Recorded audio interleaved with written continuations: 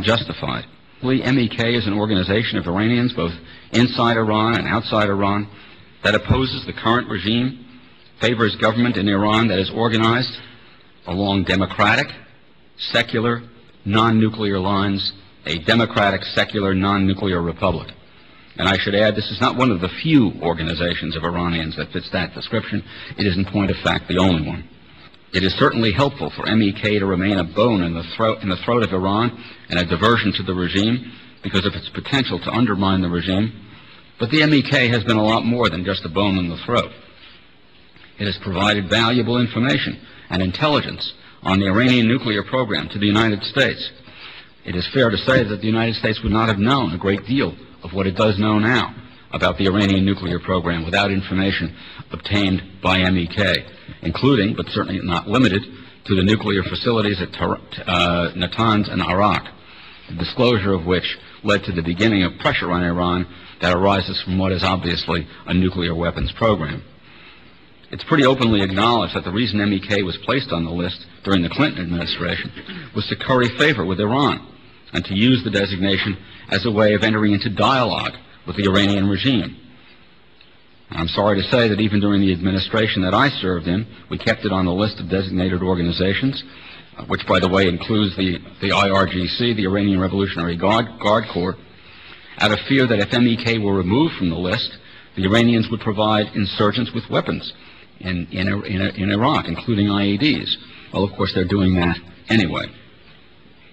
These are very misguided reasons for continuing to brand as terrorists a group of people who, so far as anyone can tell, are interested only in bringing to their country the same benefits of freedom that we have. And also, it doesn't work. The Iranian regime is now in the enviable position of having the United States designate as a terrorist organization a group of Iranians who are a threat to that regime, and of limiting that group's activities.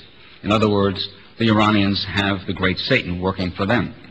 And of course, the continued designation of the MEK as a foreign terrorist organization gives great comfort to the Iranian regime by putting on the sidelines an organization that is potentially a grave threat to the regime, and it also provides an added justification for the regime to execute MEK members in Iran and to boast that in doing so it is executing terrorists.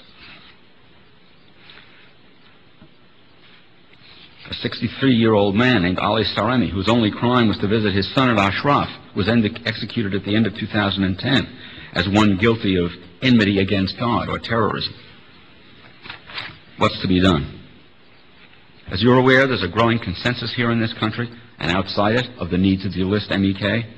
An ever-increasing number of members of Congress are supporting a resolution favoring that result, and there is great consensus outside the Congress as well.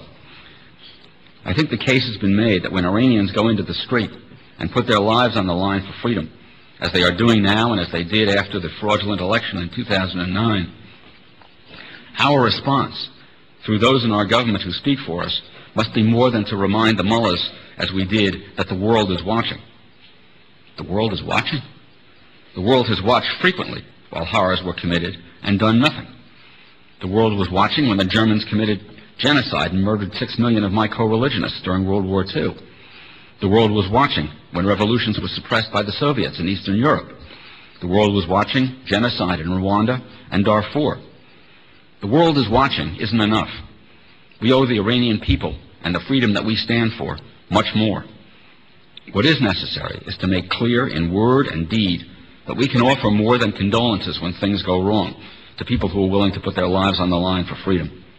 We must offer support and encouragement, and we must make it clear in word and deed to the Iranian regime that we stand with those who stand for freedom and demand regime change. An effective way to do that would be to enter the upcoming negotiation with Iran having taken MEK off the list of foreign terrorist organizations, which would show that we recognize MEK as a group that is devoted to restoring freedom to Iran, and that we will not use MEK and not let anybody else use MEK as a bargaining chip. I thank you very much for the privilege of speaking to this place.